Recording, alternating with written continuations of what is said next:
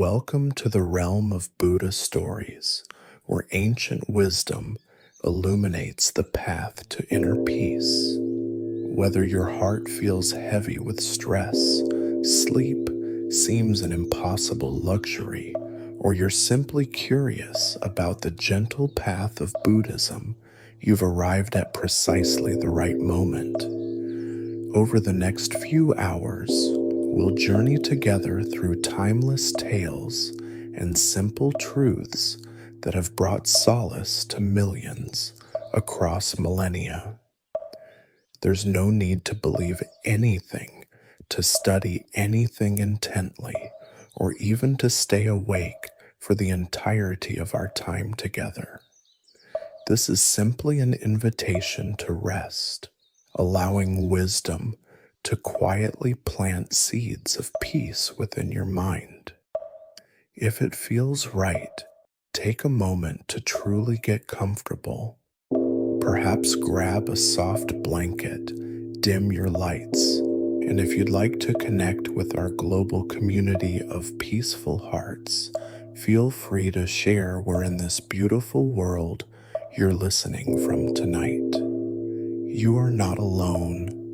Let the ancient narratives begin our exploration. Let's start with something that might surprise you. Buddhism isn't quite a religion in the way most people commonly conceive of one.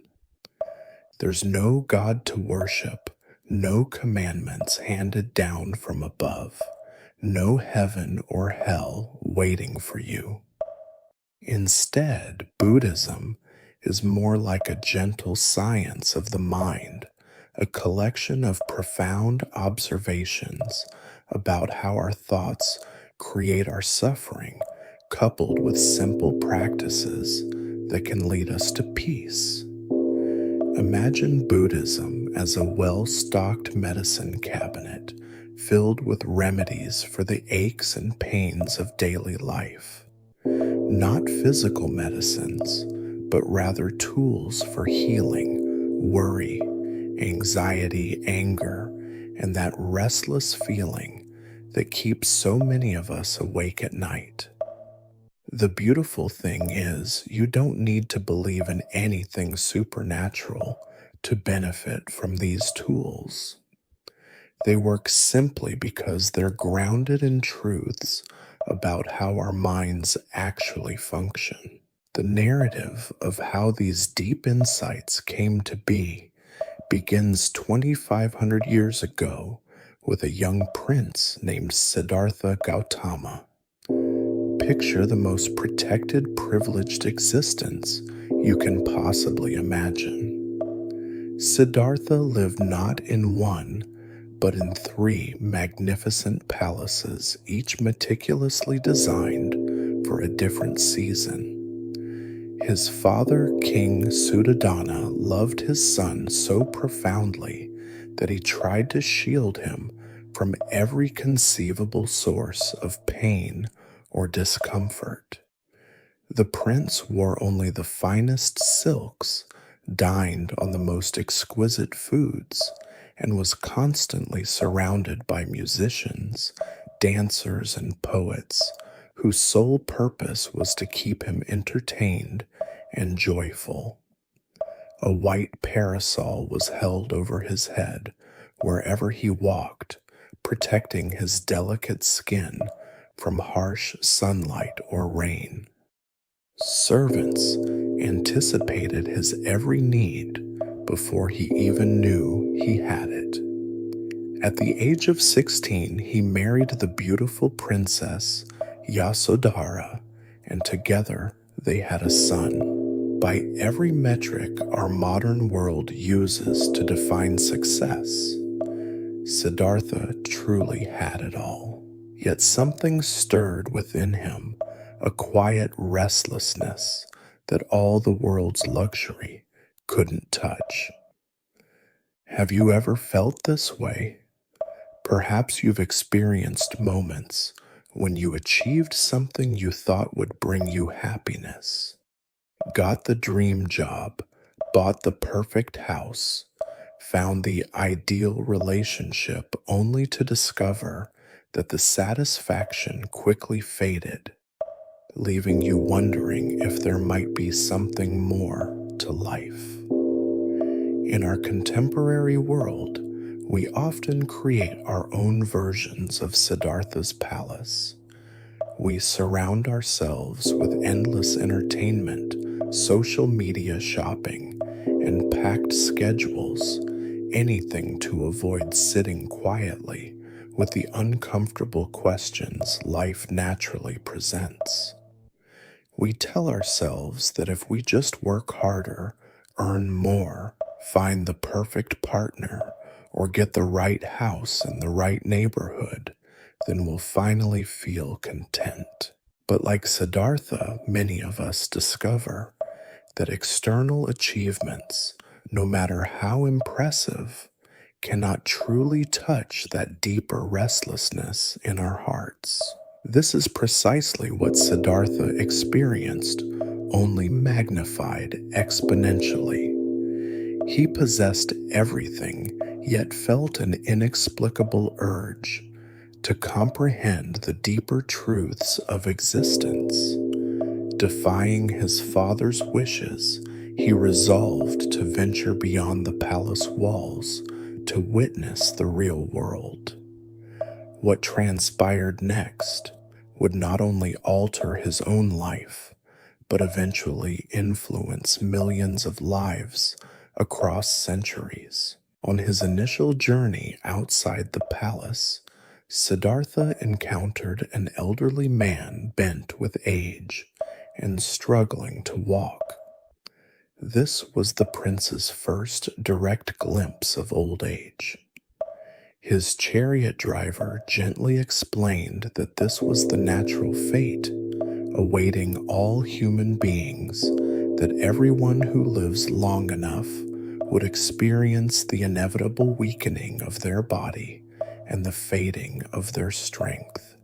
During his second excursion, he witnessed a person writhing in pain from illness.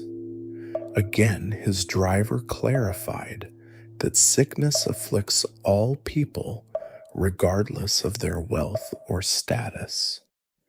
On his third journey, he bore witness to something that shook him to his very core, a funeral procession.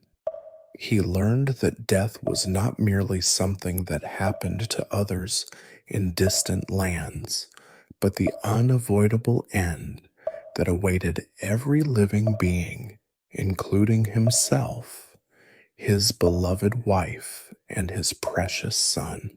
These profound sights didn't plunge Siddhartha into depression, though they certainly disturbed his inner peace. Instead, they awakened within him a profound sense of compassion and a burning, urgent question that resonates in many hearts even today. If everyone must face aging, sickness, and death, if everyone experiences disappointment, loss, and heartbreak, how can anyone possibly find genuine peace and lasting happiness? Take a moment to reflect on your own life. How much energy do you expend trying to avoid or deny these fundamental realities? How often do you lie awake at night, worrying about your health, your loved ones, or your future?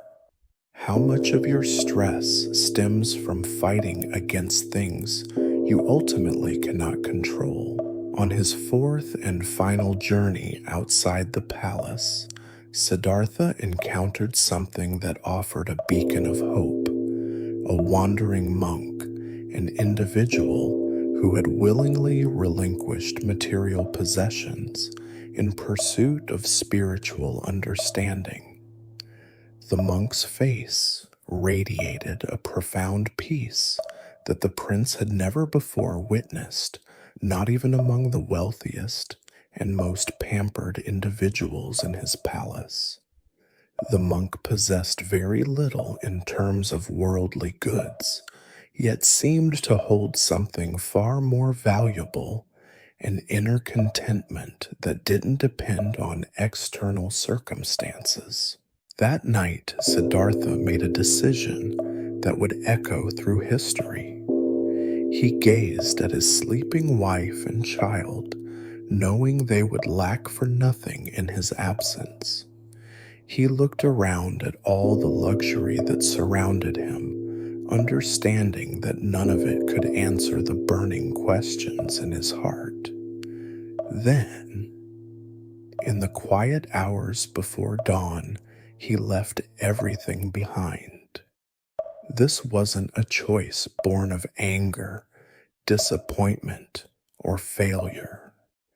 Siddhartha left his comfortable life precisely because it was so comfortable, so easy, so removed from the harsh realities most people face.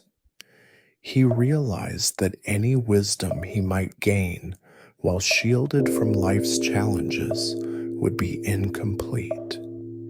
If he genuinely wished to find answers that could help all people discover peace, he needed to understand suffering from the inside out. For 6 arduous years, Siddhartha wandered throughout India, learning from the greatest spiritual teachers of his era. He mastered meditation techniques that could calm the mind for hours. He practiced such severe self-discipline that his body became skeletal, his eyes sunken, his skin pale as death. He pushed his body and mind to their absolute limits, believing that enlightenment might be attained through extreme effort and self-denial. But after 6 years of this intense seeking, Siddhartha realized he was no closer to the peace he sought.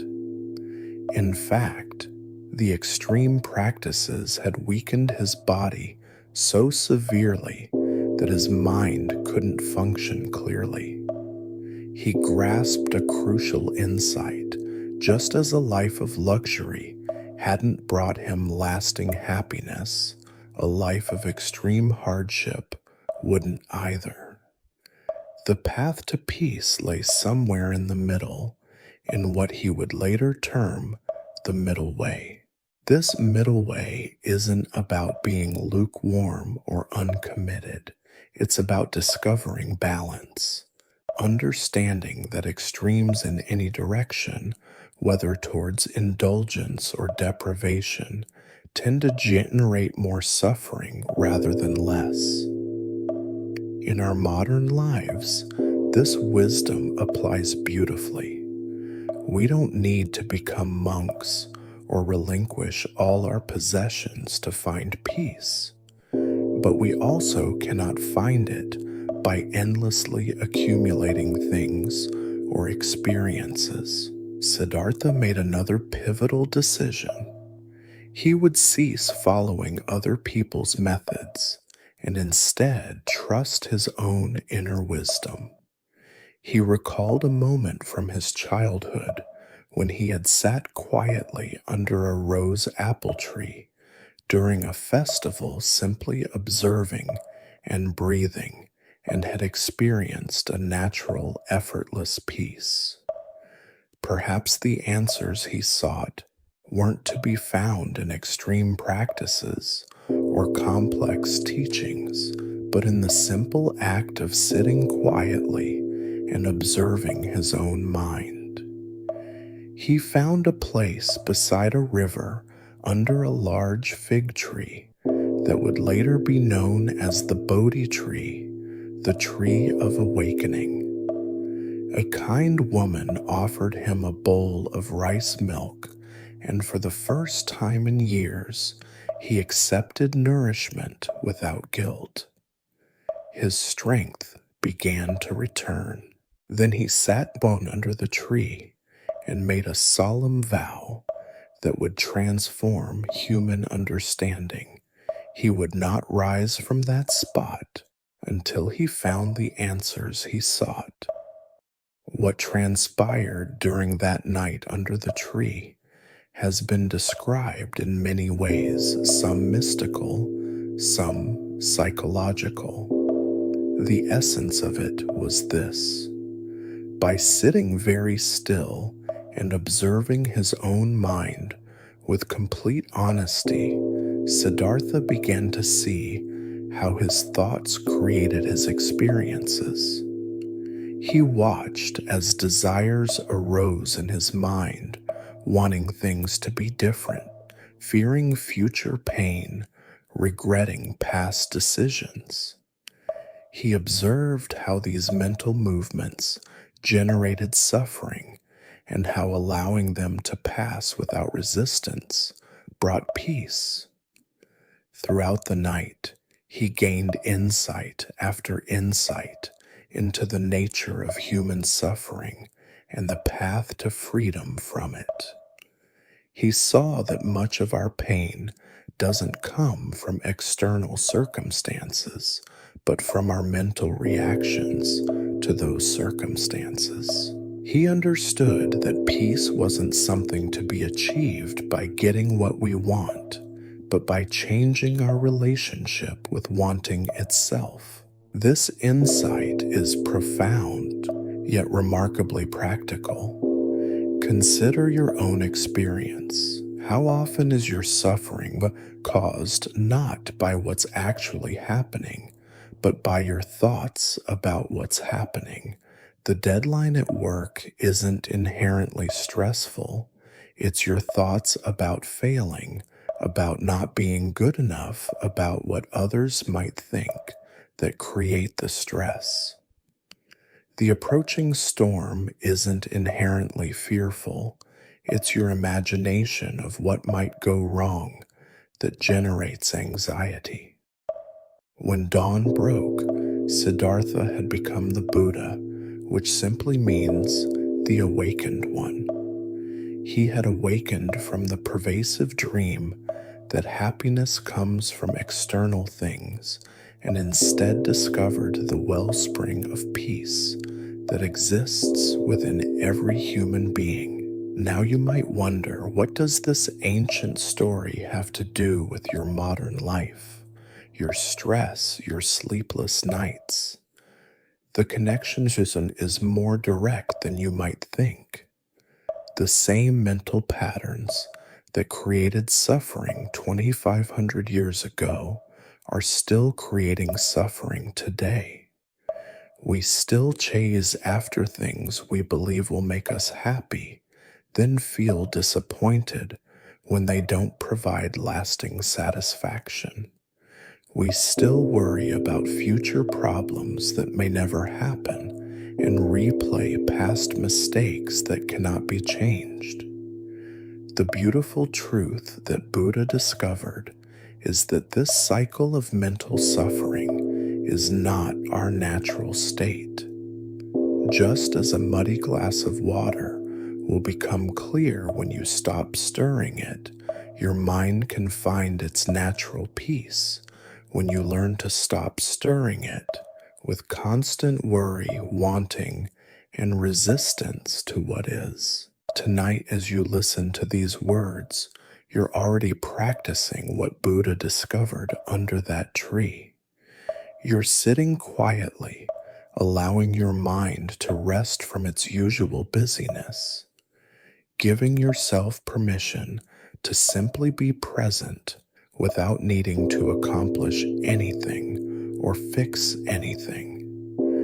This is the very beginning of the path that Buddha walked.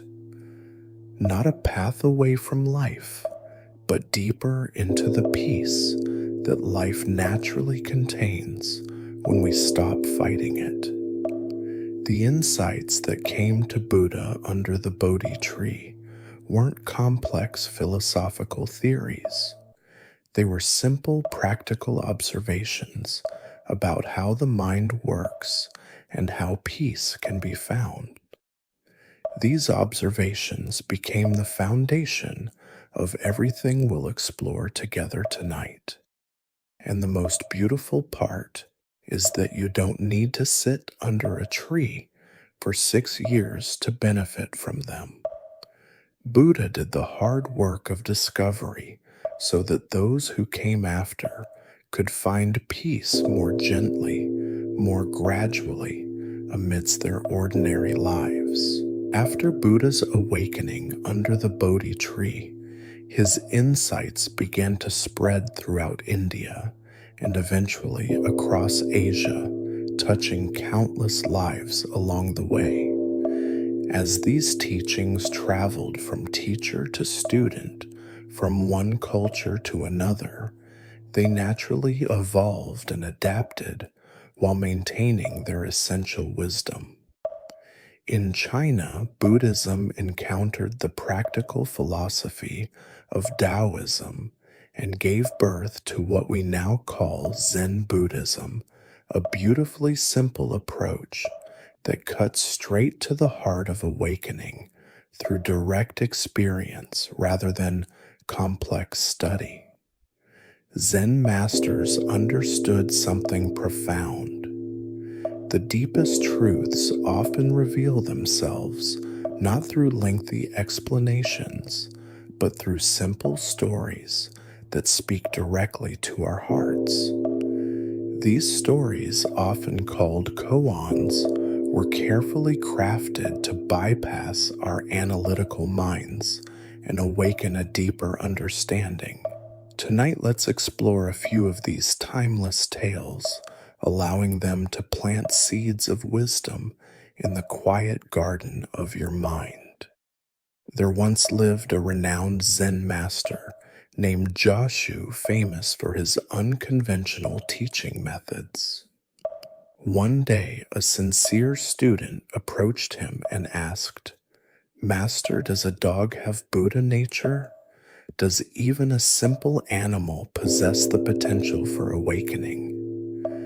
Joshu looked at the student with kind eyes and simply said, "Mu," which means no or nothing. This might seem like a strange answer, even disappointing. After all, Buddhist teaching generally holds that all beings possess the potential for awakening.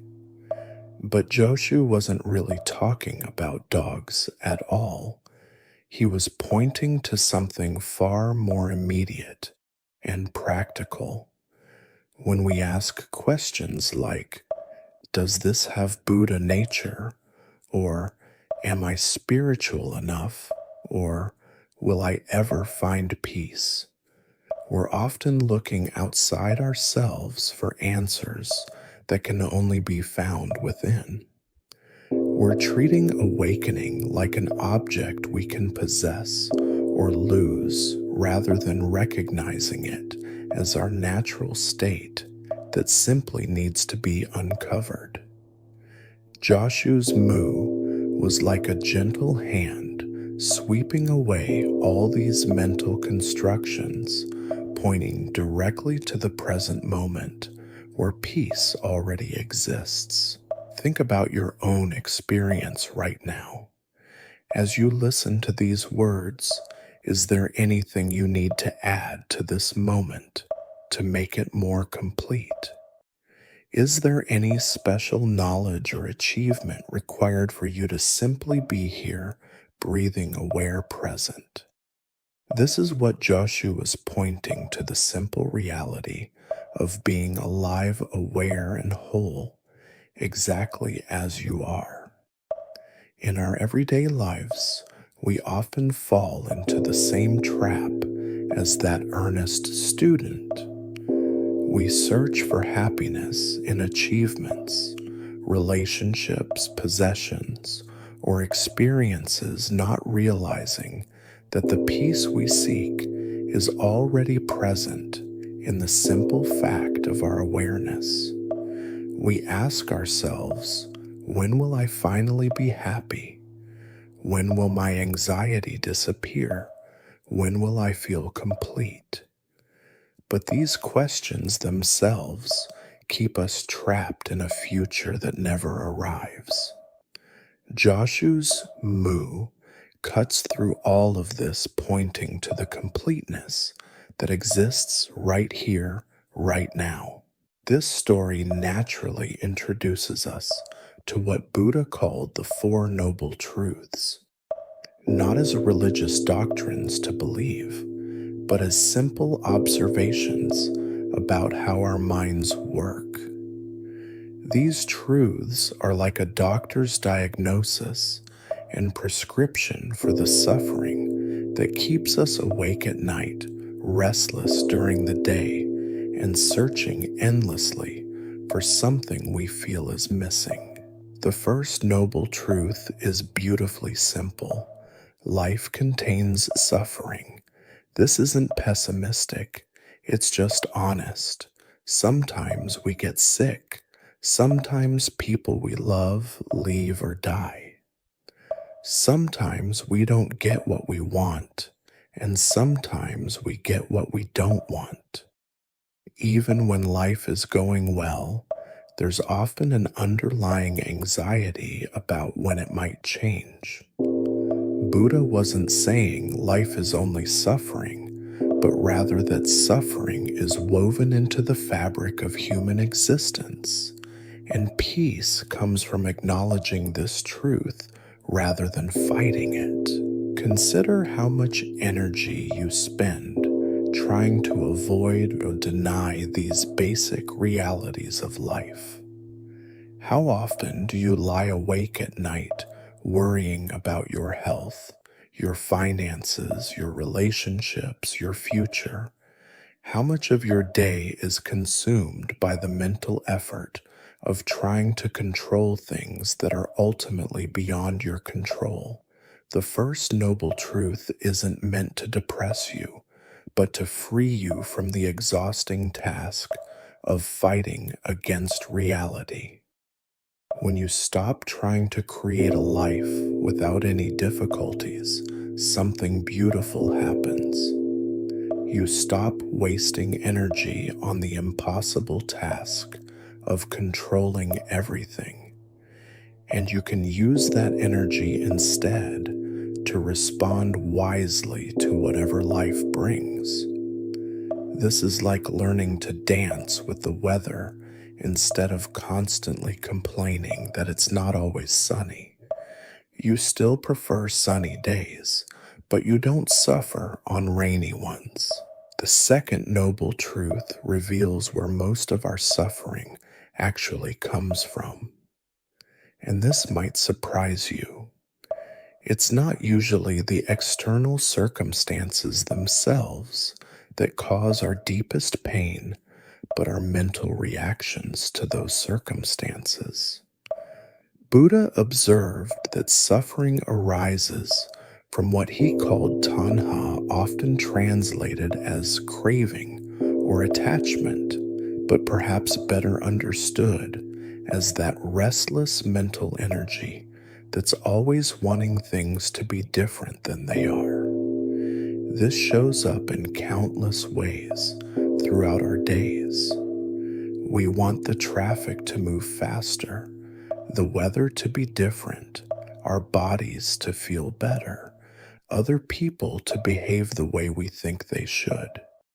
We replay conversations wishing we'd said something different, or imagine future scenarios, trying to prepare for every possibility. This constant mental activity, rejecting, planning, regretting, is like having a radio playing anxious thoughts in the background of our minds all day long. Let me share another story that illuminates this truth beautifully. Two monks were traveling together when they came to a river where a young woman stood unable to cross the swift current alone. The older monk, without hesitation, picked her up and carried her safely to the other side. The younger monk was shocked, as their monastery rules strictly forbade physical contact with women, but he said nothing out of respect for his teacher. They continued walking in silence for several hours. Finally, the younger monk could contain himself no longer. "Master," he said, "our vows forbid us to touch women, yet you carried that woman across the river. How can you justify breaking our sacred rules?" The older monk smiled gently and replied, "My friend, I set that woman down at the riverbank hours ago. You have been carrying her all this time." This story perfectly illustrates the second noble truth. The older monk responded to the situation with compassion and then let it go completely. The younger monk, however, carried the experience in his mind for hours, creating suffering through his mental resistance to what had already happened and could not be changed. How many moments of peace do we miss because we're mentally carrying experiences from the past or worrying about situations that haven't even occurred? We do this constantly in our daily lives. Someone says something that bothers us in the morning, and we replay it in our minds throughout the day, each repetition adding more emotional charge to the memory.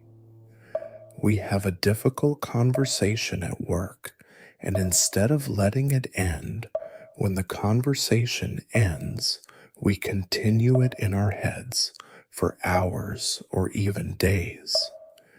We carry these mental burdens like heavy stones in our backpacks, wondering why we feel so tired and stressed. This is where mindfulness begins to offer us freedom. Mindfulness is simply the practice of noticing what's actually happening in this moment, rather than being lost in our mental commentary about what's happening. It's like waking up from a dream where you thought you were being chased by a tiger, only to realize you're safe in your own bed. The relief comes not from fighting the tiger, but from recognizing it was never really there. The third noble truth offers us hope. It's possible to end this unnecessary suffering, not by changing all our external circumstances, which is often impossible, but by changing our relationship to our circumstances. Buddha called this state of freedom nirvana, which literally means extinguishing or blowing out. What gets extinguished is not our life or our personality, but the mental fire of constant wanting, rejecting, and resistance that burns through our days. You might think this sounds too good to be true, or worry that letting go of wanting would make you passive or unmotivated. But the opposite is actually what happens when you're not wasting energy on mental resistance and endless wanting. You have much more energy available for responding wisely and compassionately to life. You can still have preferences and work toward goals, but you hold them lightly without the desperate attachment that creates suffering. Think of a skilled athlete in the flow of their sport. They want to perform well, but they're not tense or desperate about it. They're fully engaged, yet relaxed, focused, yet flexible. This is what life becomes like when we learn to hold our desires and goals with this kind of gentle attention rather than anxious grasping. The fourth noble truth is the most practical. There's a path that leads to this freedom, and anyone can walk it. Buddha called it the Noble Eightfold Path, But don't let the formal name intimidate you. It's simply a description of how to live in a way that naturally reduces suffering and increases peace. Tonight, we'll focus on the aspects that can bring immediate relief to your mind and heart. Let me share one more story that shows how simple and immediate this path can be. A famous Zen master named Bankai was giving a talk when a priest from another school started disrupting the gathering, shouting arguments and trying to prove his own superiority. The other students became angry and wanted to throw the disruptor out, but Bankai raised his hand for silence. "Thank you for coming," Bankai said to the disruptive priest. "You are helping everyone here understand something important. You see, when you speak with anger, everyone can hear the anger in your voice. When I speak with peace, everyone can hear the peace. We don't need complicated philosophies or special techniques. The quality of our mind shows itself naturally in everything we do." The priest fell silent, and something in his expression softened. He had come to argue about complex philosophical points, but Bankai had pointed to something so simple and immediate that argument became impossible. The quality of our inner state naturally expresses itself through our words, actions, and presence. This is why working with our minds is not selfish. It's one of the greatest gifts we can offer to everyone around us. This story shows us something profound about how transformation actually works. We often think we need to change our external circumstances or other people's behavior to find peace. But Bankai demonstrated that when we embody peace ourselves, it naturally influences everything around us. The angry priest was disarmed not by argument or force, but by encountering genuine peace. This is the power of inner transformation. It ripples outward in ways we can't always see or measure. This brings us to the heart of mindfulness practice. You don't need to sit in a special posture or go to a monastery to begin cultivating awareness.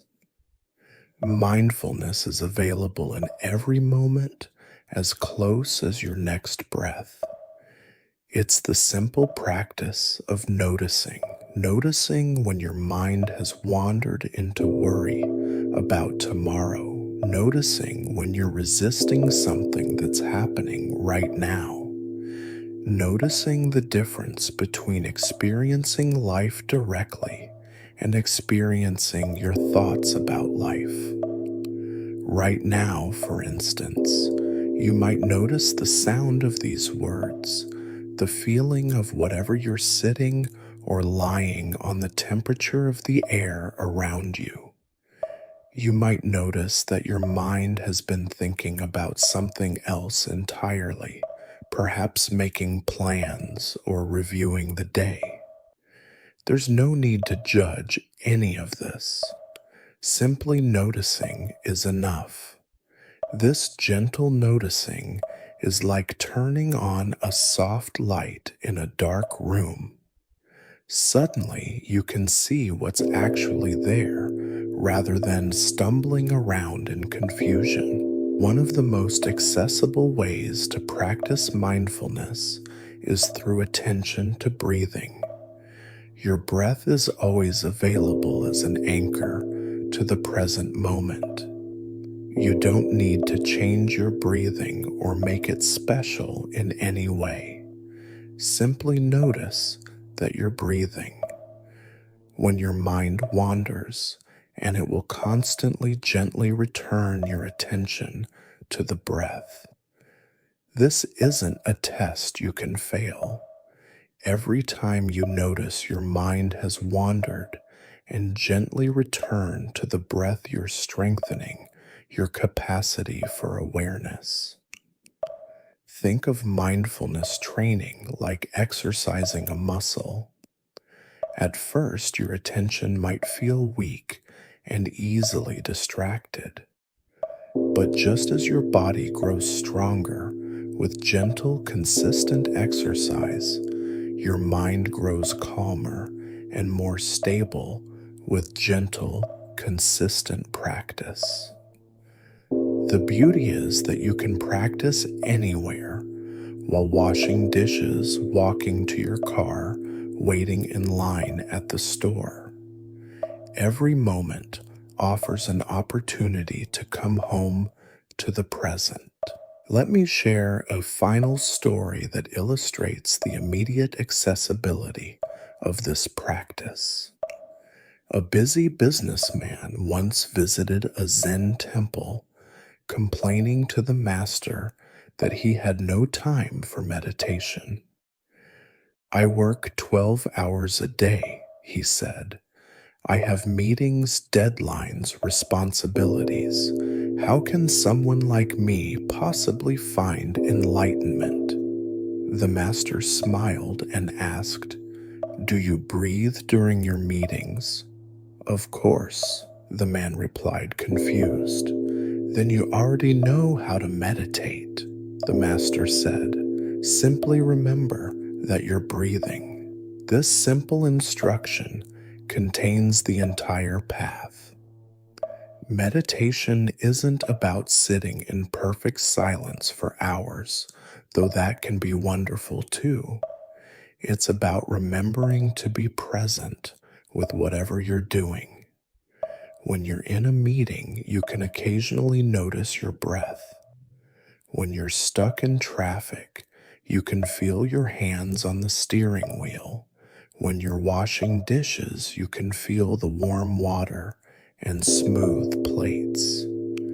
This is mindfulness in action. As you develop this capacity for mindful awareness, you begin to see more clearly how your thoughts and emotions arise and pass away. You notice that even strong emotions, when observed with gentle attention rather than resistance, tend to move through you like weather moving through the sky. They come, they peak, and they naturally dissolve when you don't feed them with additional mental stories. This doesn't mean you become emotionally numb or disconnected. Rather, you develop what Zen calls non-attachment. You can feel your emotions fully without being overwhelmed by them. You can experience sadness without being consumed by it, anger without being controlled by it, fear without being paralyzed by it. This is true emotional intelligence, not the absence of feeling, but the wisdom to feel without losing your balance. The stories we've explored tonight all point to the same essential truth. Peace is not something you need to create or achieve. It's not hidden in some distant future when your life finally becomes perfect. Peace is your natural state, temporarily obscured by the habitual patterns of mental resistance and endless wanting. Every moment you spend in gentle awareness, simply noticing what is without immediately trying to change it, you're uncovering this natural peace. Buddha once said, "Peace comes from within. Do not seek it without." This isn't metaphysical philosophy, it's practical psychology. All the external things you think you need to be happy, more, Money, better relationships, perfect health, ideal circumstances might bring temporary pleasure, but they can't provide the deep contentment that comes from making peace with reality as it is. This doesn't mean you become passive or stop working to improve your life. Rather, you learn to hold your efforts lightly, working toward your goals without the desperate attachment that creates suffering when things don't go according to plan. You discover that you can be much more effective in life when you're not wasting energy fighting against what you cannot control. The Four Noble Truths and the practice of mindfulness work together like a key and a lock. The truths help you understand why you suffer and show you that freedom is possible. Mindfulness gives you the practical tool to actually experience that freedom moment by moment. Together, they offer a complete path from suffering to peace that anyone can walk regardless of their background beliefs or circumstances. As we continue our journey together tonight, we'll explore how these simple principles can transform not just your meditation practice, but your entire relationship with life. We'll discover how ancient Zen wisdom can help you find peace in the midst of modern chaos, how to carry these insights into your daily activities, and how to let them naturally dissolve the barriers between formal practice and ordinary living. For now, simply rest in the understanding that you already have everything you need to begin this journey: your breath, your awareness, your willingness to be present. These are the only tools required. The path is not about becoming someone different, but about discovering who you really are beneath all the mental noise and resistance. And that discovery can begin right here, right now, with nothing more than a gentle attention to this moment. Now that we've explored the foundation of Buddhist understanding through stories and the Four Noble Truths, let's turn our attention to the most practical aspect of this ancient wisdom meditation. If the word meditation brings up images of people sitting in impossible positions for hours, or concerns about whether you're doing it right, let me put your mind at ease. Meditation is as natural as breathing, and tonight we'll discover together how simple and accessible it truly is. Before we dive into practice, let's clear up some common misunderstandings that keep many people from experiencing the profound benefits of meditation. Meditation isn't about stopping your thoughts. That's impossible and not even the goal. It's not about achieving some special state of consciousness or having mystical experiences. Meditation is simply the practice of training your attention, learning to be present with whatever is happening in your mind and body without immediately trying to change it. Think of meditation like learning to be a kind, patient observer of your own inner world. Imagine you're sitting by a window watching the weather outside. Sometimes it's sunny, sometimes cloudy, sometimes stormy. You don't try to control the weather. You simply observe it with a gentle, accepting awareness. This is exactly how we approach our thoughts and feelings in meditation. The benefits of this simple practice are remarkable and well documented by modern science.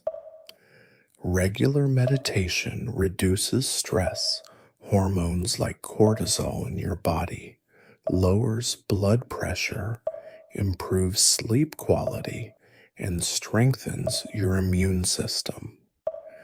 Brain imaging studies show that meditation actually changes the physical structure of your brain, increasing gray matter in areas associated with learning memory and emotional regulation, while decreasing activity in the amygdala, the brain's fear center.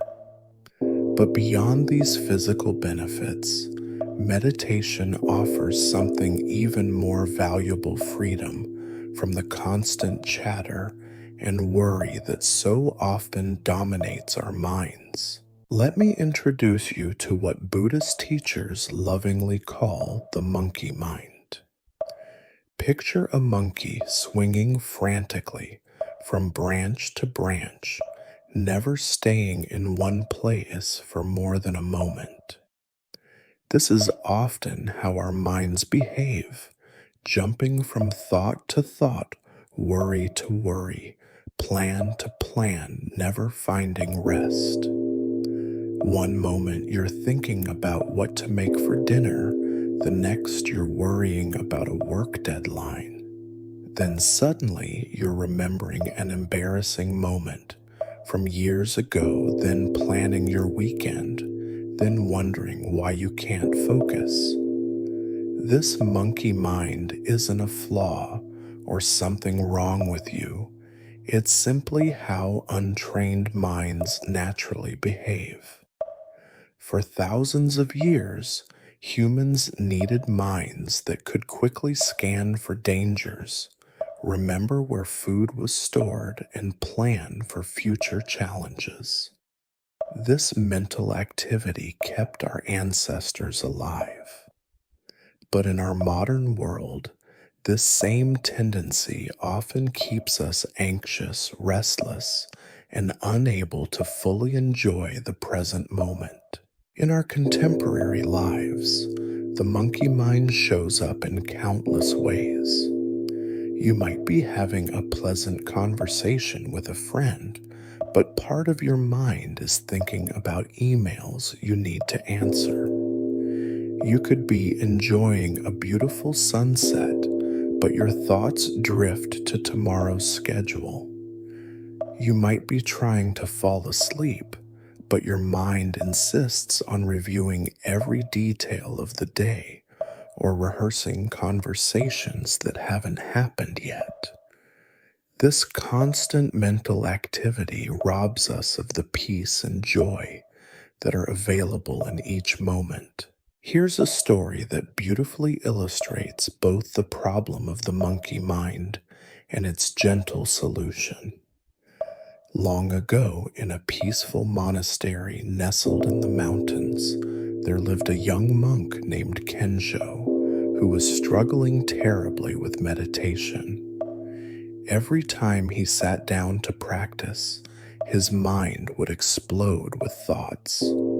He would think about the weather, worry about his family back in the village, plan what he would study later, remember conversations from days past, judge his meditation performance, and wonder if he was spiritual enough. The harder Kensho tried to stop thinking, the more frantic his thoughts became. He would sit down with determination, telling himself, "This time I will have a peaceful meditation," only to find his mind more chaotic than ever. He began to feel like a failure, watching other monks who seemed to sit in perfect stillness, while his inner world felt like a marketplace during a festival. Frustrated and discouraged, Kensho approached his teacher, an elderly master named Bankai. "Master," he said, "my mind is like a wild horse that refuses to be tamed. The other monks seem so peaceful in meditation, but I cannot stop my thoughts for even a moment. What am I doing wrong? Perhaps I'm not cut out for this spiritual life. Bankai smiled compassionately and invited Kensho to sit beside him on a bench overlooking the monastery garden.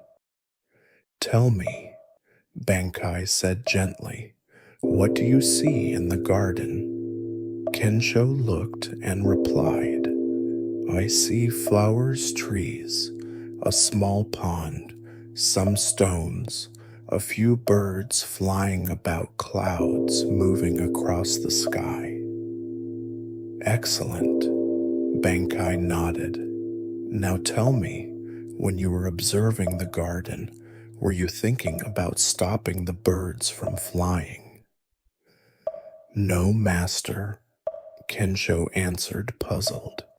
Were you trying to make the flowers stop blooming or the leaves stop rustling in the wind? Of course not, Kensho replied.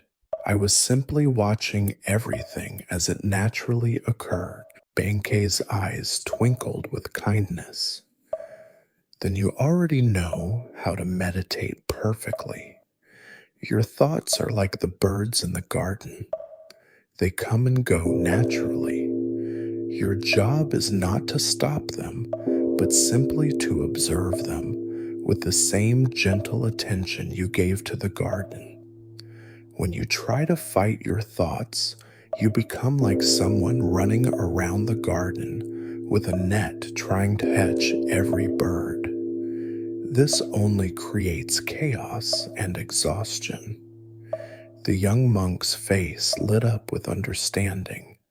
But, Master, how do I simply observe when my thoughts feel so urgent and compelling? Some thoughts feel like emergencies that demanded immediate attention. Bankai pointed to the small pond in the garden. See how the water naturally becomes still when nothing disturbs it. Your mind has the same natural capacity for stillness. We give it a gentle anchor, the breath, and we return to this anchor whenever we notice the mind has wandered. This returning is not failure, it is the practice itself. As Bankei continued, think of your thoughts as visitors to your house. Some visitors are pleasant memories of loved ones, creative ideas, moments of gratitude. Some visitors are unwelcome worries, regrets, harsh self-judgments. In meditation, we learn to greet all visitors politely, but not invite any of them to stay for dinner. We acknowledge each thought, hello, worry about money, or hello, memory of yesterday's conversation, and then we gently escort them to the door and return our attention to the breath. From that day forward, Kensho's meditation transformed. Instead of fighting his thoughts, he learned to greet them like old friends passing by. Oh, there's worry about my family, he might notice, and there's planning for tomorrow, and there's a memory from childhood, and there's judgment about my meditation. He would acknowledge each thought kindly and then gently return his attention to his breath. Gradually, the frantic activity of his mind began to settle like muddy water, becoming clear when you stop stirring it.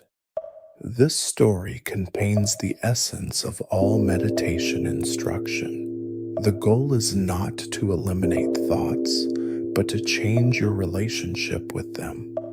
Instead of being caught up in every mental drama, you learn to step back and observe the drama with compassionate awareness. This creates a profound shift in your daily life. You become less reactive, more peaceful, and better able to respond wisely to whatever challenges arise. Now let's explore the most fundamental meditation practice, mindfulness of breathing. Your breath is always available as an anchor to the present moment. Unlike other meditation objects that require special conditions, your breath is with you every moment of every day. It's intimate, immediate, and naturally calming. The breath also serves as a bridge between your conscious and unconscious mind, between your voluntary and involuntary functions. To begin in, find a comfortable position where you can remain alert but relaxed. You can sit in a chair with your feet flat on the floor and your back supported, sit cross-legged on a cushion, or even lie down if sitting is uncomfortable. The position matters less than your intention to be present and alert. If you're sitting, imagine a string gently pulling the crown of your head toward the ceiling, allowing your spine to naturally lengthen. Let your shoulders relax away from your ears and allow your hands to rest comfortably in your lap or on your thighs. Close your eyes gently or soften your gaze toward the floor if you prefer to keep them open. Some people find it easier to concentrate with eyes closed, while others feel more comfortable keeping them slightly open. There's no right or wrong choice. Use whatever helps you feel most relaxed and alert. Begin by simply noticing that you're breathing. You don't need to change your breath in any way. Don't make it deeper, slower, or different than it naturally wants to be. Just notice the simple fact that air is moving in and out of your body. This is your first step into meditation, pure, gentle awareness of something that's happening naturally. As you continue to observe your breath, you might notice where you feel it most clearly. Some people feel it at the nostrils, noticing the slight coolness as air enters and the warmth as it leaves. You might feel the gentle tickle of air passing through your nose, or notice how your nostrils naturally flare slightly on the inhale. Others feel it in the chest, watching the gentle rise and fall of breathing, feeling the expansion and contraction of the rib cage. Still others notice it in the belly, feeling the natural expansion and contraction of the abdomen with each breath. There's no right or wrong place to focus. Choose wherever you feel the breath most easily and naturally. Now comes the part that surprises many beginners. Within moments, probably within seconds, your mind will wander. Suddenly, you'll find yourself thinking about what you need to do tomorrow, or replaying a conversation from earlier today, or wondering if you're meditating correctly, or planning your next meal, or remembering something you forgot to do. This is not a mistake. This is the human mind doing what human minds do. The moment you notice that your mind has wandered is actually a moment of awakening, a moment of mindfulness returning. When you notice your mind has wandered, as simply and gently guide your attention back to the breath. There's no need for frustration or self-judgment. Don't scold yourself or feel like you failed. Think of it like training a puppy to walk on a leash. When the puppy wanders off to sniff something interesting, you don't scold it harshly. You gently guide it back to where you want it to go with patience and kindness. This gentle returning is the heart of meditation practice. Some days your mind will feel relatively calm and you'll be able to stay with the breath for longer periods. Other days your mind will feel like that frantic monkey jumping from thought to thought with barely a pause. Both experiences are completely normal and valuable. The restless days teach you patience and persistence, while the calmer days give you a taste of the peace that's always available within you. Neither type of session is better or worse. They're simply different weather patterns in the sky of your mind. Let me share another story that illustrates the patient, persistent nature of this practice. There was once a meditation student named Maya who became very frustrated with her wandering mind. She came to her teacher and complained, "I've been practicing for months, but my mind seems more chaotic than when I started.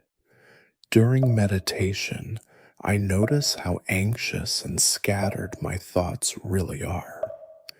I see how much I worry, how much I judge myself and others, how much mental noise I create. Am I getting worse instead of better? Maybe meditation isn't for me."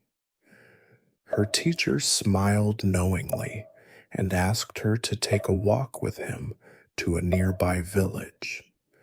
As they walked along the dusty road, they passed a house where a woman was vigorously shaking out a large ornate rug. Clouds of dust billowed out, with each shake filling the air around her and making the whole area look quite messy. "Look," the teacher said, "is that woman making the rug dirtier or cleaner?" "Cleaner, of course," Maya replied. "But there's so much dust flying around right now. It looks like she's making everything messier." "Exactly." The teacher nodded wisely. The dust was always in the rug, but now it's becoming visible so it can be released.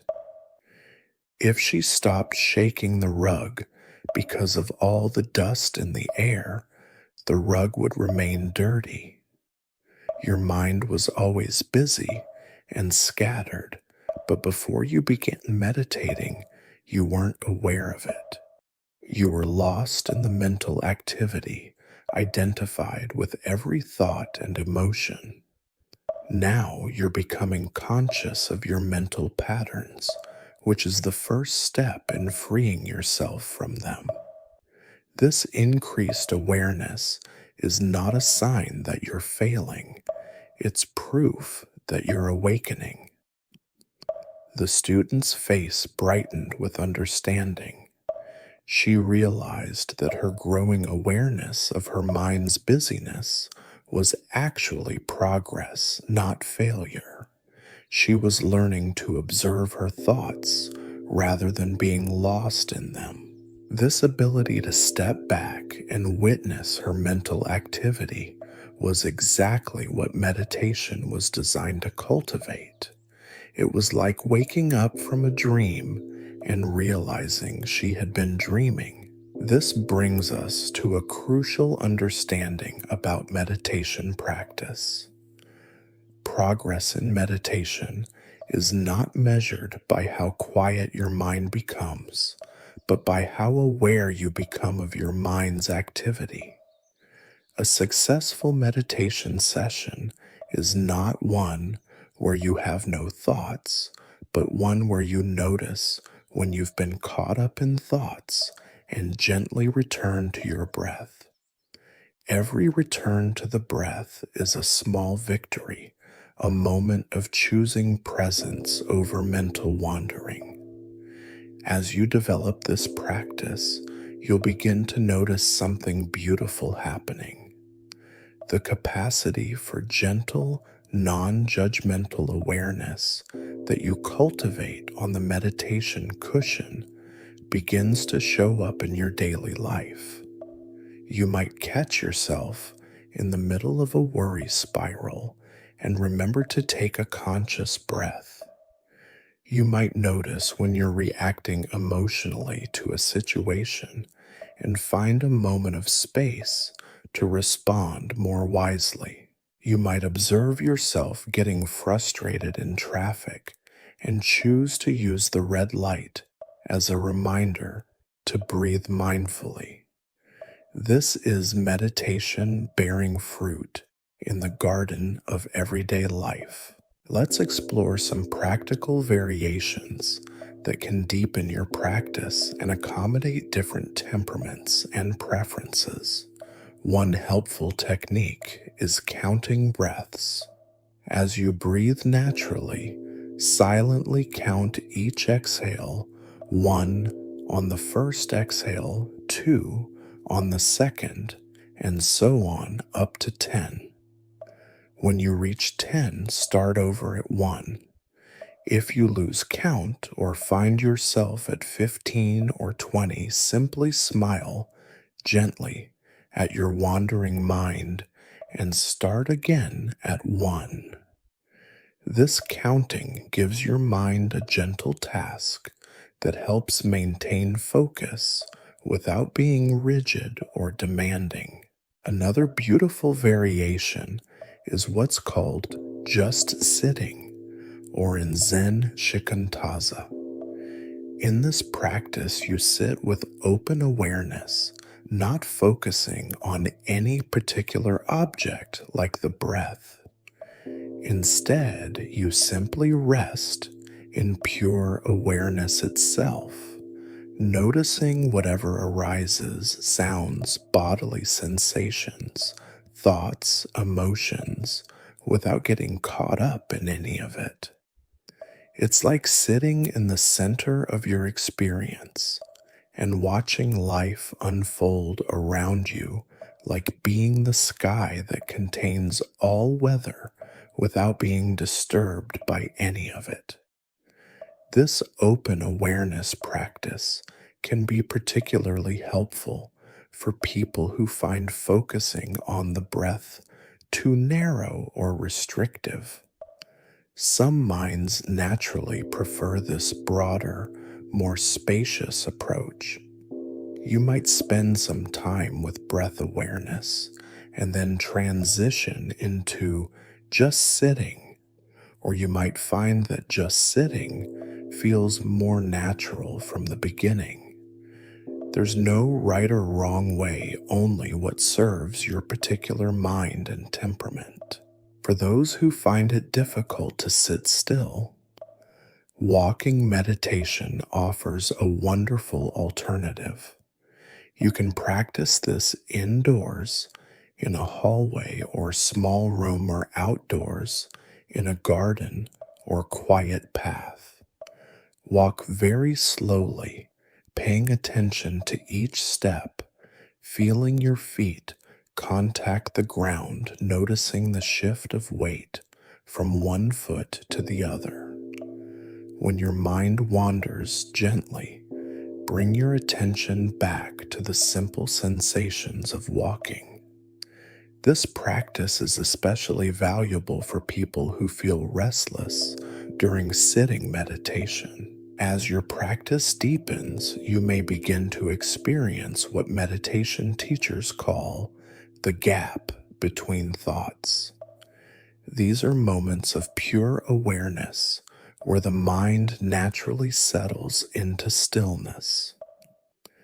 In these gaps, there's no mental commentary, no inner dialogue, just pure spacious awareness.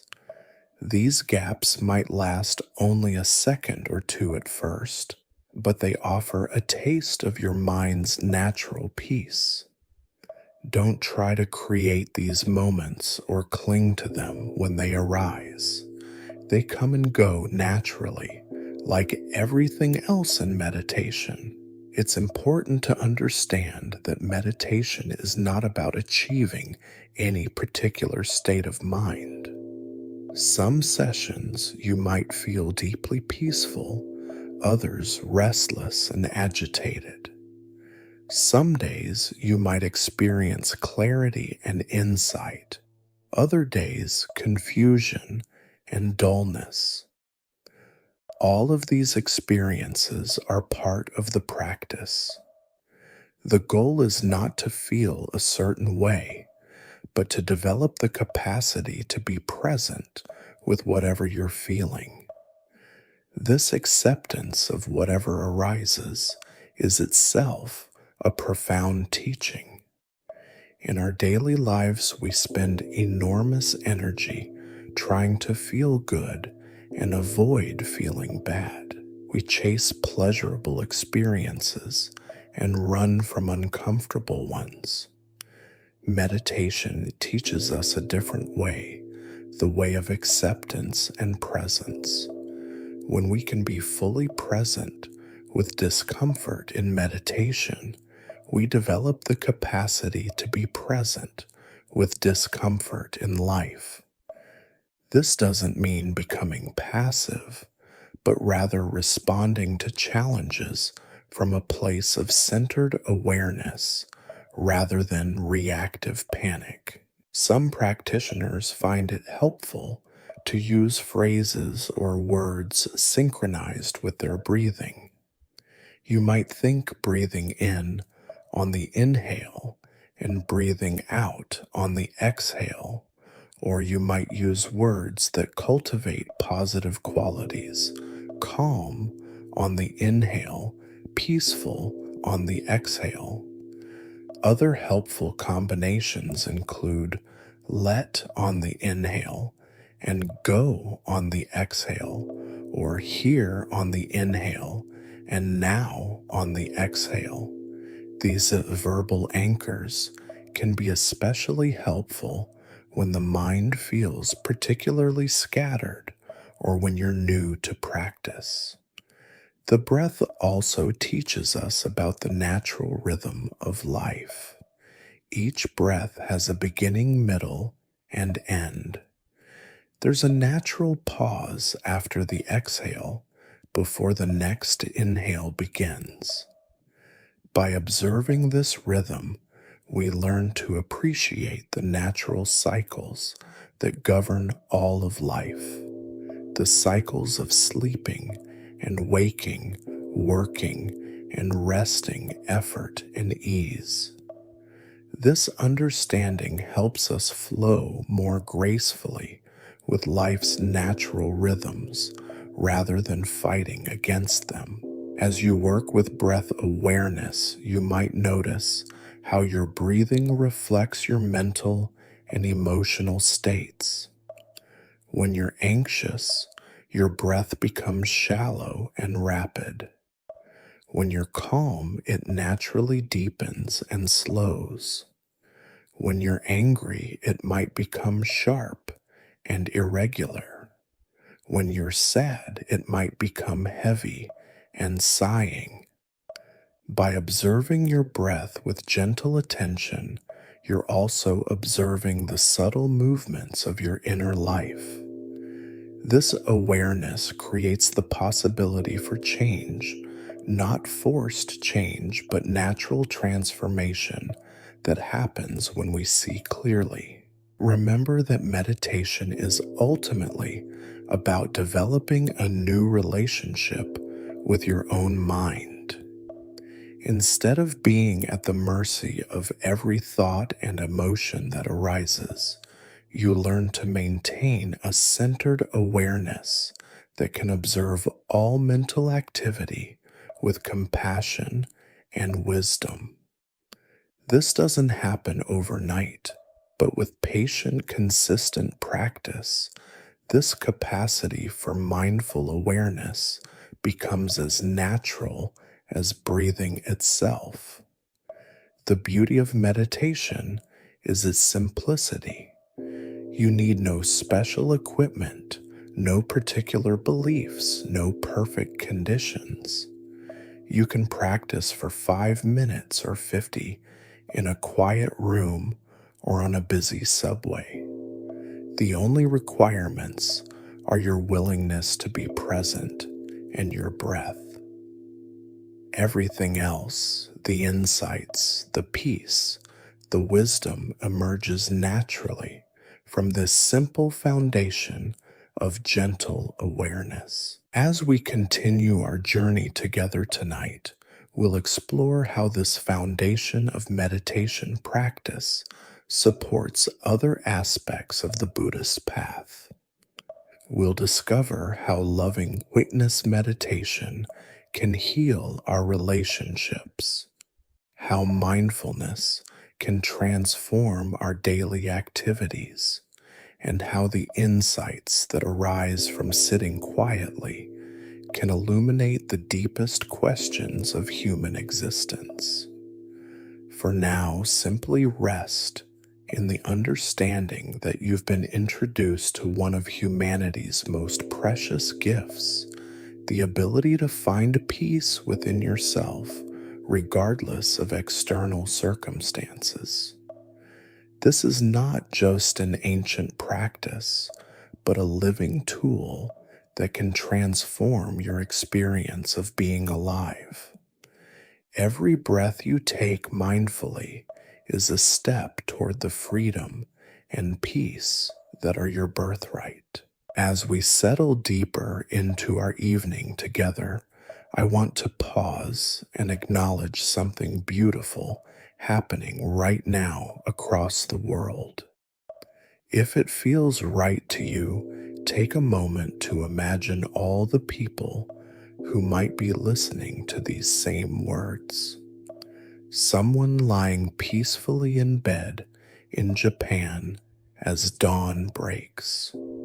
Another person finding comfort during a sleepless night in London. Someone driving home from work in California, or perhaps a parent finally getting a quiet moment in Australia. We're all here together in this invisible circle of peace, each seeking the same fundamental thing: relief from suffering and the warmth of genuine happiness. Now that we've explored the foundation of meditation and learned to work gently with our wandering minds, we're ready to discover one of Buddhism's most transformative practices, loving kindness meditation. This isn't just a technique, it's a way of training your heart to become a source of healing, both for yourself and everyone around you. In traditional Buddhist teaching, loving kindness is called metta, which literally means friendship, the kind of warm, unconditional friendship you might feel towards someone you care about deeply. But this practice goes beyond ordinary friendship to cultivate a love that asks for nothing in return, a compassion that flows freely without conditions or expectations. It's the kind of love that recognizes the basic goodness in all beings, even when that goodness is temporarily hidden by pain, fear, or anger. Before we begin exploring this practice, let me share a story that captures its essence beautifully. Long ago in ancient India, there lived a merchant named Ananda who traveled frequently between villages, buying and selling goods to support his large family. Ananda was known throughout the region as a fair and honest man, but he carried a heavy burden in his heart. Years earlier, Ananda's younger brother had borrowed money from him to start his own business, promising to repay the debt within a year. When the year passed with no payment, Ananda's brother avoided him, eventually moving to a distant village. The money represented Ananda's life savings, and its loss had forced his family into hardship. Worse than the financial strain was the pain of betrayal by someone he had loved and trusted completely. For 3 years, Ananda carried this wound like a stone in his chest. He would lie awake at night, replaying the betrayal, imagining confrontations with his brother, and planning what he would say if they ever met again. The anger and hurt colored every aspect of his life. He became suspicious of other people's motives, harsh with his own children when they made mistakes, and bitter about the unfairness of life. One summer's day, while traveling through a village he had never visited before, Ananda encountered an old monk sitting peacefully under a banyan tree. Something about the monk's serene presence drew Ananda to sit beside him. Soon he found himself pouring out his story of betrayal and the anger that had consumed him for years. The monk listened with infinite patience, nodding with understanding at each painful detail. When Ananda finished speaking, the monk was quiet for a long moment before saying gently, "My friend, you speak of carrying a heavy burden, but I want you to consider something. Who is this anger really punishing?" Ananda looked confused. "What do you mean my brother betrayed me? He deserves my anger." The monk smiled with infinite compassion. "Tell me, where is your brother right now?"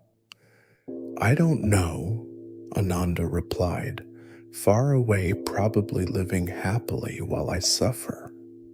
"So your brother is living his life, wherever he may be, while you carry the poison of anger every day. You drink this poison, hoping it will hurt him, but you are the only one who suffers from it. Your anger has stolen 3 years of your life, created distance between you and your children, and turned your heart into a wasteland. Is this the punishment you intended?" The truth of these words hit Ananda like a physical blow. He realized that his anger had indeed punished only himself, while his brother remained untouched by it. "But how can I let go? How can I forgive what he did? Doesn't he need to face consequences for his actions?" he asked desperately. The monk leaned forward with gentle eyes. "Forgiveness doesn't mean approving of what someone did or pretending it didn't happen. Forgiveness means freeing yourself from the prison of resentment. Your brother will face the consequences of his actions in his own life, in his own time, through the natural law of cause and effect. But you don't need to be his judge and executioner. You can choose to be free." The monk then taught Ananda a simple practice. Begin each day by sending loving wishes to yourself. May I be happy. May I be peaceful. May I be free from suffering. When this feels natural, extend these same wishes to your wife and children. Then gradually include friends, neighbors, even strangers. And when you feel ready, perhaps in weeks, perhaps in months, include your brother in these loving wishes. Ananda was skeptical. How can I wish happiness for someone who hurt me so deeply? The monk replied, "You're not doing it for him. You're doing it for yourself. Every moment you spend in hatred, you move further from your own peace. Every moment you spend in loving kindness, you move closer to freedom." Over the following months, Ananda practiced faithfully. At first, even wishing himself happiness felt strange and difficult. He discovered how harsh his inner voice had become, how little compassion he showed himself for his own mistakes and struggles. Gradually, as he learned to speak to himself with kindness, the knot of anger in his chest began to soften. Extending loving wishes to his family felt more natural, and he noticed immediate changes in his relationships. His children began approaching him more freely, sensing the warmth returning to his heart. His wife, who had borne the weight of his bitterness for years, began to smile more often. The real test came months later when Ananda finally felt ready to include his brother in his loving kindness practice. At first, he could only manage a few words. "May my brother be safe from harm." But even this small gesture created a profound shift. He realized that somewhere beneath his anger, he still loved his brother and wanted him to be happy. A year after meeting the monk, Ananda received word that his brother had been asking about him, apparently wanting to make amends. When they finally met, Ananda found that his heart held no anger, only sadness for the years they had lost, and gratitude for the opportunity to reconcile. His brother, weeping, confessed that his own guilt and shame had kept him away. He had thought about Ananda every day, wanting to make things right, but not knowing how. The money was eventually repaid, but Ananda realized that the greatest gift was not the return of his savings, but the return of his peace. The loving kindness practice had not only healed his relationship with his brother, it had healed his relationship with life itself. This story illustrates the profound power of loving kindness meditation. It's not about becoming a doormat or pretending that harmful actions are acceptable. Rather, it's about freeing yourself from the burden of carrying resentment and choosing to respond to life's difficulties from a place of wisdom and compassion rather than reactive anger. The Buddha taught that hatred is never overcome by hatred, but only by love. This isn't naive idealism, it's practical psychology. When we respond to anger with anger, we simply escalate conflict and increase suffering for everyone involved. When we respond to anger with compassion, we create the possibility for healing and transformation. In our modern world, we're constantly exposed to reasons to be angry, fearful, or judgmental.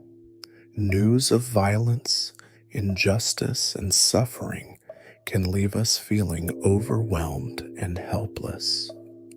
Social media often amplifies our differences and encourages us to see others as enemies rather than fellow human beings struggling with their own pain.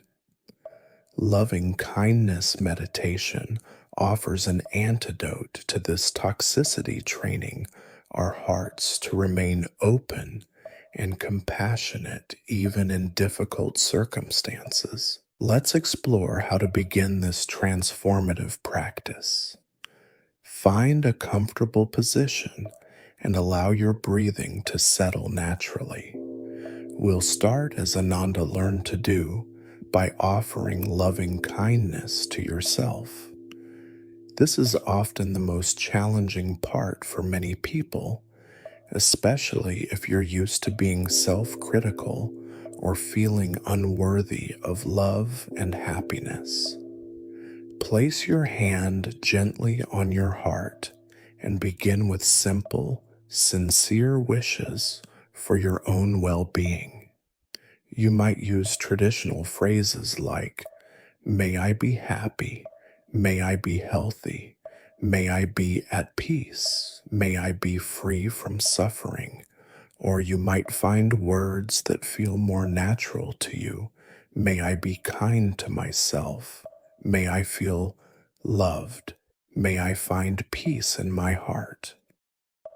Don't worry if these phrases feel awkward or insincere at first. Many of us have spent years being our own harshest critics, so self-compassion can feel foreign initially. Simply repeat the phrases with gentle intention, like planting seeds in the garden of your heart. With time and practice, these wishes will become more natural and heartfelt. As you offer these loving wishes to yourself, you might notice resistance or skepticism arising. Your mind might say things like, "I don't deserve to be happy," or "This is silly and pointless." Simply acknowledge these thoughts with kindness and return to your practice. Remember, you're training a muscle that may have been neglected for years. Be patient with the process. Once offering loving kindness to yourself begins to feel more comfortable, you can expand your practice to include others. Start with someone you love unconditionally, perhaps a child, a dear friend, or a beloved pet. Bring this being to mind with as much detail as possible. See their face, remember their smile, feel the warmth of your connection. Then offer them the same loving wishes. May you be happy. May you be healthy. May you be at peace. May you be free from suffering. Notice how it feels to send these loving wishes to someone you care about. Most people find this part of the practice comes easily and feels quite natural. This is your heart's natural capacity for love, the same capacity that can be extended to all beings with practice.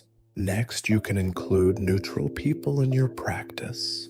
Perhaps a cashier you encountered today, a neighbor you don't know well, or someone you passed on the street.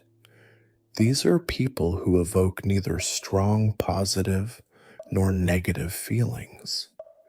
Bringing them to mind and offering loving wishes helps you recognize that even strangers deserve happiness and freedom from suffering. This practice gradually dissolves the artificial barriers we create between us and them. The most challenging and transformative part of loving kindness meditation involves including difficult people in your practice. Start with someone who has caused you minor irritation rather than deep hurt.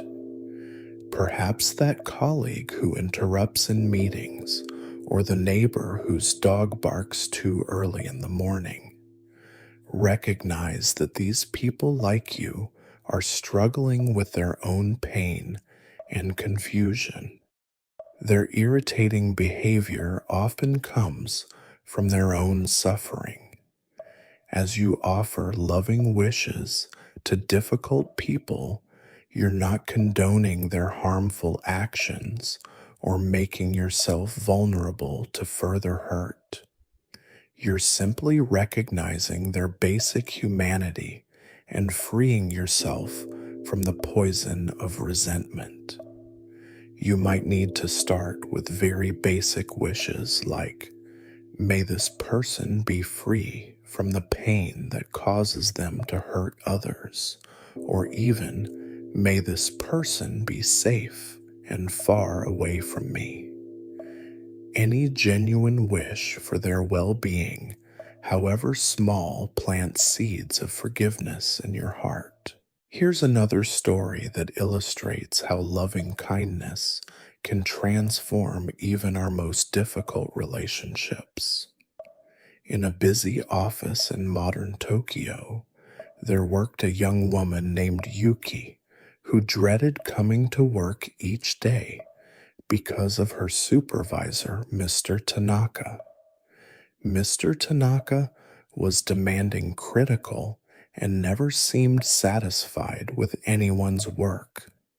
He would publicly embarrass employees for small mistakes and took credit for others' successes. Yuki found herself losing sleep, developing headaches, and feeling constantly anxious. One evening, feeling desperate for relief, Yuki stumbled across an article about loving kindness meditation. She was skeptical, but willing to try anything to reduce her stress. Following the instructions, she began with loving wishes for herself, then her family, then gradually worked her way up to including Mr. Tanaka in her practice. The first time she tried to send loving wishes to her difficult supervisor, she could barely whisper, "May you be happy," without feeling angry. But she persisted night after night, gradually feeling the knot of resentment in her chest begin to soften. After several weeks of practice, something remarkable happened. During a particularly stressful meeting where Mr. Tanaka was berating a teammate, Yuki found herself really looking at her supervisor for the first time. She noticed the tension in his shoulders, the dark circles under his eyes, the way his jaw clenched when he spoke. Suddenly, she saw not a monster, but a human being who was clearly suffering. She realized that his harsh behavior came from his own pain and insecurity. This shift in perception didn't make Mr. Tanaka's behavior acceptable, but it freed Yuki from taking it personally. She began responding to his criticism with calm professionalism instead of defensive anger. When he was particularly harsh, she would silently offer him loving wishes, recognizing that he was probably having a difficult day. Interestingly, as Yuki's energy toward Mr. Tanaka shifted from resentment to compassion, his behavior toward her began to change as well. He started giving her more challenging assignments and occasionally even thanked her for her work. Later, Yuki learned that Mr. Tanaka was going through a difficult divorce and caring for his sick mother, circumstances that explained, though, didn't excuse his stressed behavior. Yuki's practice of loving kindness not only improved her work environment, but taught her a valuable lesson. Most people who act badly are suffering themselves. This doesn't mean we should tolerate abuse or fail to protect ourselves from harmful behavior. Rather, it means we can choose to respond from a place of wisdom and compassion rather than reactive anger. The beautiful thing about loving kindness practice is that it naturally generates what Buddhists call mudita, or sympathetic joy, the ability to feel happy when others are happy. In our competitive culture, we're often trained to feel envious when others succeed or to see their happiness as somehow diminishing our own. Loving kindness meditation dissolves this illusion of scarcity and helps us recognize that happiness, like love, multiplies when shared.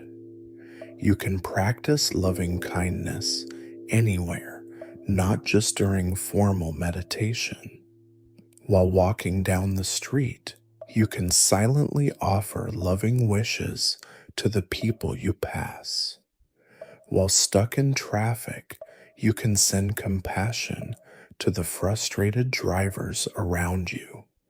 While watching the news, you can offer loving kindness to both the victims and perpetrators of violence, recognizing that both groups are caught in cycles of suffering.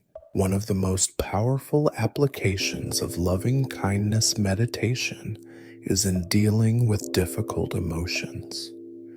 When you're feeling angry, sad, anxious, or overwhelmed, you can turn toward these emotions with the same loving kindness you would offer a distressed friend. Instead of fighting your emotions or judging yourself for having them, you can acknowledge them with compassion. Oh, there's anger arising, and that's okay. May this anger be met with understanding. May I be kind to myself in this difficult moment. This approach to emotions is revolutionary for many people. We're often taught to see difficult emotions as problems to be solved or weaknesses to be overcome. But Buddhist psychology recognizes that emotions are simply energy moving through our system. They arise, peak, and naturally dissolve when we don't resist them. By meeting our emotions with loving kindness instead of resistance, we allow them to flow through us more easily. Let me share a simple practice you can use the next time you're feeling stressed or upset.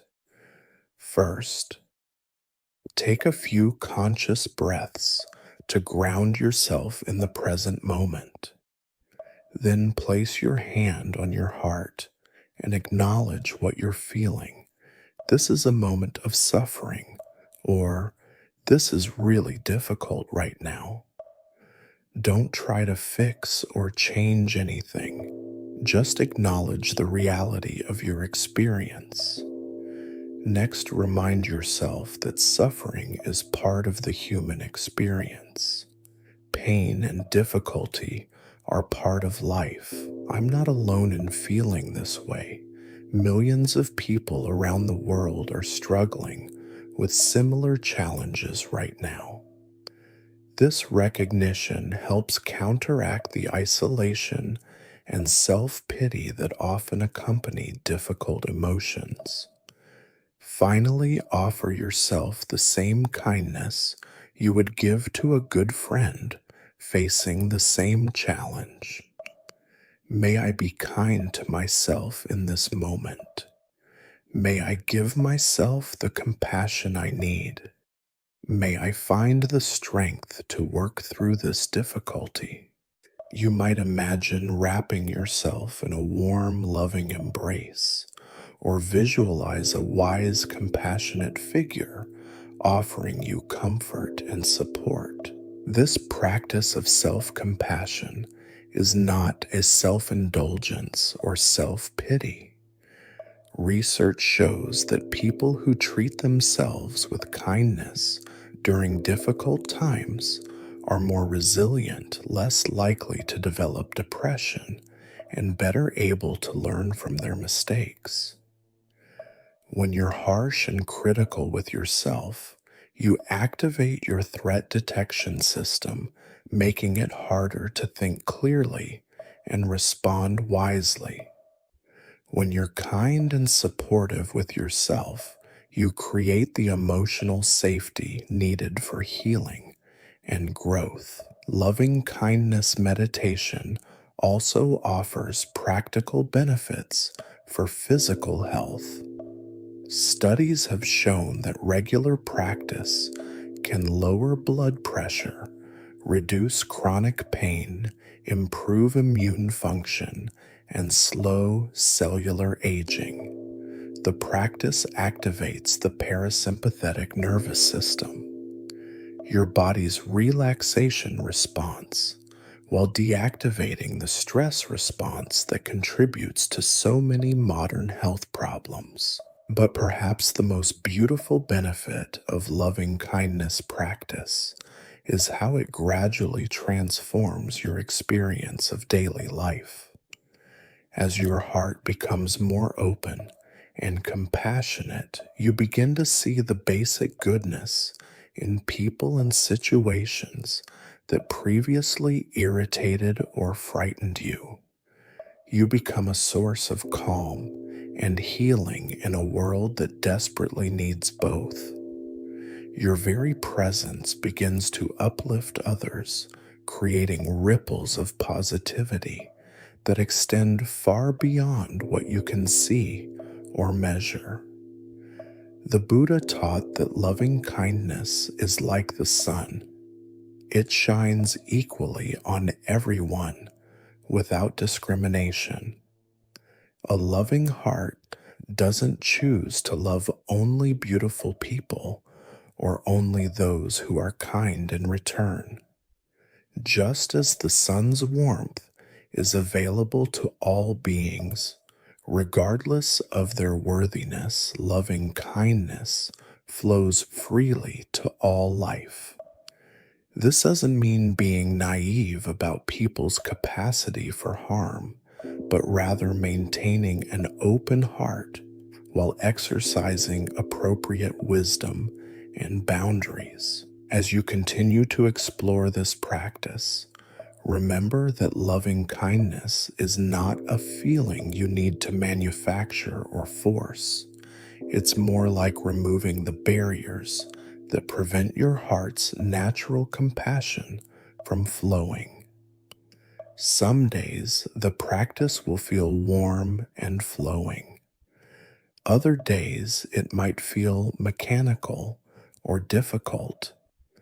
Both experiences are valuable and normal. The intention to cultivate love and compassion is itself a form of love and compassion. Tonight, as you prepare for rest, you might experiment with sending loving wishes to everyone who has touched your life today. The people you interacted with directly, the people who grew your food, made your clothes, built your home, and those who will care for the world while you sleep.